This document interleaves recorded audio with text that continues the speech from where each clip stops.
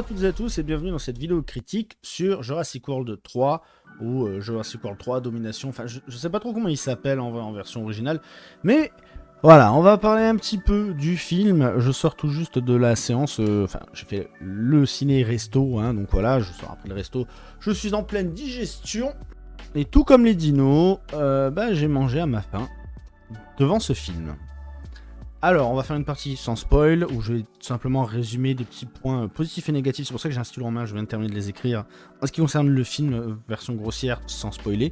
Et après, on passera à une petite partie spoiler, pour un peu plus entrer dans les détails, pour ceux qui auront vu le film, ou alors qui s'en foutent, qui veulent pas le voir, et qui veulent savoir un petit peu plus mon avis en détail. Déjà, en plus, j'ai noté qu'il y avait plein de dinosaures, et ça, c'est vraiment cool. C'est-à-dire qu'on voit vraiment énormément de dinosaures, je pense pas, et je crois pas, qu'on voit autant de dinosaures dans un ancien Jurassic Park. Non, c'est même sûr, même dans Jurassic World, on comptait quand même pas mal, il n'y en a pas autant que dans celui-ci. Et malheureusement, parce qu'on va essayer de faire un petit point positif, un petit point négatif, même s'il y a beaucoup de dinosaures, je trouve que certains d'entre eux sont pas aussi bien faits que d'autres. Je pense notamment aux Therizinosaures qu'on voit dans la bande-annonce. Autre point positif, même si beaucoup vont considérer ça comme du fanservice, vous l'avez vu dans la bande-annonce, on voit les anciens personnages de Jurassic Park, donc avec ceux de Jurassic World. Et je trouve que l'alchimie fonctionne assez bien, c'est assez rigolo, et c'est assez sympa du coup. Voilà, je veux pas vous spoiler trop le film, mais voilà, moi j'ai trouvé ça sympa. En ce qui concerne le scénario, alors j'ai vu beaucoup de critiques de gens qui trouvaient un peu bankable, un peu what the fuck. Je suis assez d'accord pour dire qu'il y a certains moments qui sont quand même un peu capillotractés, pour pas dire tirés par les cheveux, où je trouve que ça manque un petit peu de logique, mais en soi, moi, le scénario ne m'a pas vraiment dérangé. J'ai même passé un excellent moment devant le film, en fait, pour être honnête.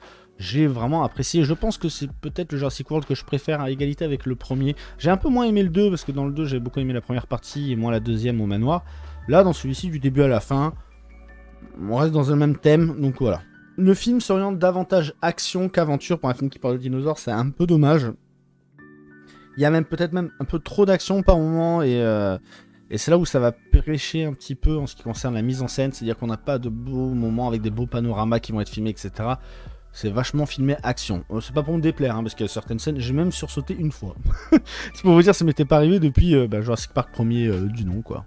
Et en ce qui concerne la fin, je la trouve un peu what the fuck et Osef, voilà ce que j'ai noté, enfin un peu what the fuck et Osef, plus what the fuck que Osef, mais pour moi en fait ça aurait pu se terminer un tout petit peu avant, entre guillemets, un combat final, voilà. Donc, pour résumer simplement, j'ai beaucoup apprécié le film et j'ai passé un agréable moment dessus. Après, est-ce que je vous conseille d'aller le voir? Si vous aimez les dinosaures, oui. Si vous aimez Jurassic Park, oui. Si vous aimez Jurassic World, encore plus, parce que c'est quand même plus un Jurassic World qu'un Jurassic Park. Par contre, est-ce qu'il s'adresse à tout le monde? Je sais pas. Même pour les enfants, il y a quand même certaines scènes... Ouais, je pense que de toute façon, Jurassic Park et Jurassic World s'adressent pas spécialement aux enfants. Et là, dans celui-ci, il y a quand même pas mal de mises en scène qui se font... Ouais, qui mettent pas à l'aise. Il y avait des jeunes enfants dans la salle. En plus, c'est cool, on était à l'avant-première et il y avait plein de places de disponibles. Donc c'était cool. Du coup, ça a été calme dans la salle. C'est rare, une avant-première. Après une avant-première à 16h un mercredi. Voilà, on risquait pas grand-chose, mais c'est cool. J'ai pu finir plutôt le boulot aujourd'hui pour pouvoir aller le voir. Donc, moi, ce que je peux vous conseiller, c'est d'aller le voir et de vous faire votre propre avis dessus. Mais si vous êtes fan de dinosaures, fan de Jurassic Park et que vous avez envie de le voir, foncez. Voilà. Moi, perso, j'ai pas été déçu. Allons passer à la partie spoil. Du coup, comme je disais, il y a plein de dinosaures, il y en a tout plein, peut-être même tout plein trop en fait.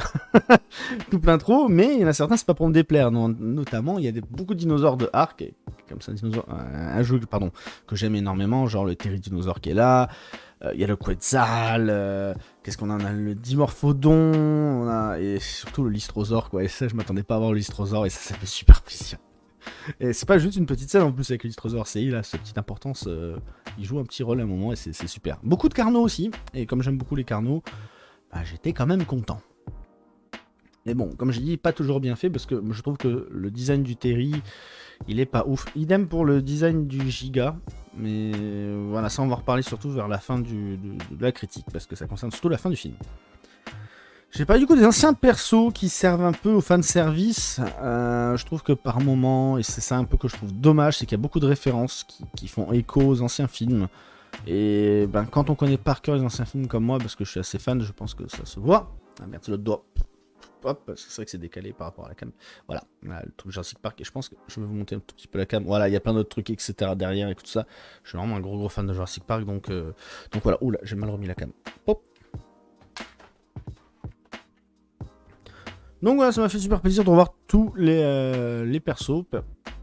Puis même au niveau scénar, je trouve qu'ils sont assez bien exploités. Je veux dire, il y a certaines choses, on s'y attendait gros comme une maison et on est content que ça arrive. Et voilà. De toute façon, je pense pas qu'il faut s'attendre avec un film comme Jurassic Park, Jurassic World, etc. Jurassic Park, c'était quelque chose de nouveau. Mais je veux dire, la formule, elle peut pas se rénover sans cesse et apporter franchement des choses énormes, aussi conséquentes et aussi spectaculaires que Jurassic Park. C'est d'ailleurs la critique de Jurassic World, le public en veut toujours plus. Là, le toujours plus, ce qui est bien, c'est qu'ils sont pas partis sur un hybride génétiquement modifié, ils sont partis sur le Giga. J'avais peur de voir un duel T-Rex contre Spino qu'on a à la fin de Jurassic Park 3, avec le Spino qui gagne. Ça m'aurait embêté, mais du coup dans Jurassic World 1, le T-Rex gagne, bon, grâce avec l'aide d'un Raptor, mais face au... comment il s'appelle, Indominus Rex. Dans le 2, bon, bah, c'est un Raptor qui bat un Raptominus, je sais plus comment il s'appelle dans le 2, j'ai vu en plus hier. Et là, dans celui-ci, ben, que le Giga et le T-Rex se battent, bon, déjà, pourquoi pas. Mais bon, pour moi, le Giga devrait gagner théoriquement parce qu'il est censé être plus fort, vu que c'est le plus dangereux des carnivores. Mais je pense qu'il y a trop de fanservice en ce qui concerne le T-Rex. Pour le peu qu'on le voit en vrai, parce qu'on le voit juste combattre à chaque fois. Et je plus été content de voir des Carnos, des Allosaures, d'autres types de Raptors aussi qu'il y a, je sais plus les noms exacts, des dinosaures, je suis pas un pro dinosaure non plus. mais c'était cool. Moi perso, j'ai vraiment beaucoup apprécié le film.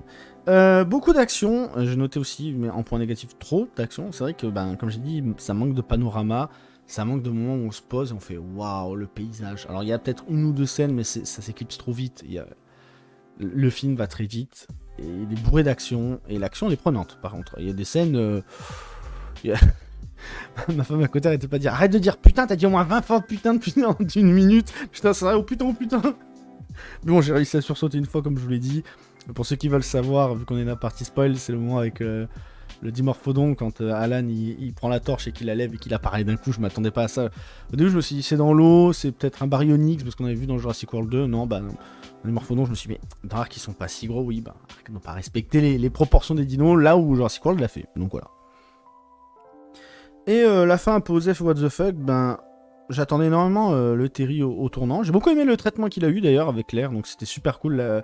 La scène, elle était vachement prenante et pleine de tension. Par contre, que ce soit le Terry qui bute un giga juste en faisant empale-toi sur mes griffes, non, ça passe pas pour moi. C'est un peu trop facile. Après, il faut qu'on parle aussi un peu vite fait du coup des personnages. Et en ce qui concerne le méchant, et le fait que ce soit Dawson, je sais plus comment il s'appelle exactement précisément, Johnson, et en plus il le dit dans Jurassic Park 1, hey, c'est Dawson. Bah ça a été un peu trop appuyé sur le film, premièrement, et deuxièmement, le fait que bah ce soit lui le méchant, c'est dommage en fait, on pouvait créer un autre méchant. Au début j'ai même cru que c'était Ian Malcolm le méchant, le film a réussi à me faire croire ça, là, le début du film, j'ai cru. Et faut pas oublier, il y a l'histoire avec les sauterelles, c'est vrai, fallait en parler un petit peu. J'ai vu beaucoup de gens tweeter sur Twitter dire ah mon dieu, ça parle plus de sauterelles que de dinosaures. Bah non, en fait, de base ça parle de génétique. Jurassic Park, Jurassic World, c'est la génétique qui a fait en sorte qu'on en soit là aujourd'hui. C'est l'ambre, le moustique, l'ADN, tout ça qui fait que oui, il y a des dinosaures, mais de base c'est grâce à la génétique. Et je trouve ça sympa qu'on sorte un petit peu d'aspect dinosaure et qu'on voit justement comment les dinosaures cohabitent avec bah, du coup les humains et les animaux. Et de voir que bah, du coup, même les animaux bah, modifiés comme les sauterelles, elles font des ravages. Donc en fait, ça pose un petit peu aussi la question de les dinosaures font aussi des ravages, c'est ce qu'on voit tout au long du film. Sauf que la sauterelle, bah, c'est un insecte, et qu'un insecte, ça se reproduit beaucoup plus vite qu'un dinosaure. Donc les ravages vont se voir beaucoup plus rapidement. C'est ce que disait de toute façon Ian Malcolm dans les anciens, la théorie du chaos, tout ça, de bah, on contrôle rien. Et c'est un petit peu ce que dit le film. Et je pense que beaucoup de gens n'ont pas apprécié parce qu'ils se sont dit oh mon dieu, les sauterelles dans un film de dinosaures, bah. Ouais, enfin, vu la taille des sauterelles, moi perso, je préfère les sauterelles qu'on a nous en France. Hein. Donc voilà, moi j'ai passé un agréable moment, j'ai beaucoup aimé le film. Henry Wu, je suis content qu'il ait eu un petit peu plus d'importance et qu'il soit un peu plus développé. Même si à un moment je me suis dit, attends, ça se trouve, c'est lui le père de la gamine, tout ça. Non, d'accord, ok. Mais j'ai un peu cru. Qu'est-ce qu'il y a d'autre que j'ai retenu le clin d'œil, ah oui, parce que ça, faut qu'on en parle aussi un petit peu, de la bonbonne de mousse à raser, ou je sais plus, de Chantilly, qu'il avait Nedry dans Jurassic Park 1. Je crois que c'est la mousse à raser, je sais même plus. Je sais, c'est la mousse à raser. Dans lequel il a mis les embryons. Bah, du coup, on la voit dans Jurassic World 3, et j'ai vu des gens qui disaient, mais c'est pas possible, normalement, elle a disparu, elle a été détruite. Les gens, il y a des jeux, il y a des livres qui sont aussi canons. par rapport à l'univers. Jurassic Park c'est large. Jouez aux jeux vidéo Jurassic Park The Game, qui est un jeu un peu comme Telltale avec des choix, etc.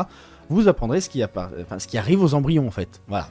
Je l'ai fait, et je ne trouve pas facile d'ailleurs pour un jeu à choix. Les QTE sont très compliqués à exécuter, je trouve.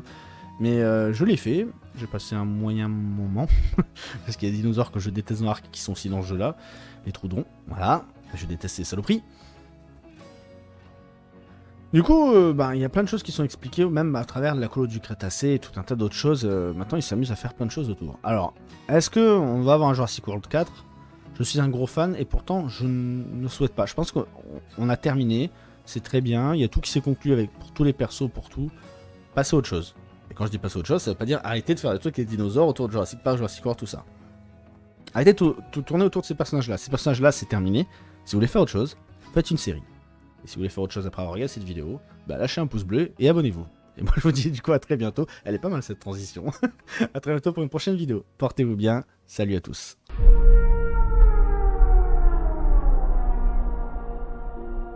La création est un acte de pure volonté.